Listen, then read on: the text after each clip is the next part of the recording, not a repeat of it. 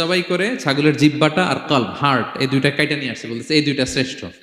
বলছে আচ্ছা ঠিক আছে। মালিক আবার বললো ওয়াজবাহ লানা শাতান উখরা ইয়া লোকমান, যাও আরেকটা জবাই করো। ওয়া আখরিজ মিনহা আখবাসা মুদগাতাইন, এবার সবচেয়ে নিকৃষ্ট দুইটা অঙ্গ ছাগলের কেটে নিয়ে আসো, যাও দেখি তো। ফাআখরাজাল লিসানা ওয়াল কলব, সে আরেকটা ছাগল জবাই করে আবার জিহ্বা আর হার্ট কলব কেটে নিয়ে আসছে, বলছে এই যে এটা সবচেয়ে নিকৃষ্ট।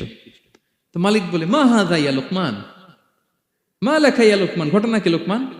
শ্রেষ্ঠ দুটো অঙ্গ কাটতে বললাম, জিহ্বার কলিজা হৃদয় কেটে নিয়ে আসলা, বললাম সবচেয়ে নিকৃষ্ট দুটো অঙ্গ কাটো, আবার জিহ্বার এটা কেটে নিয়ে আসলা।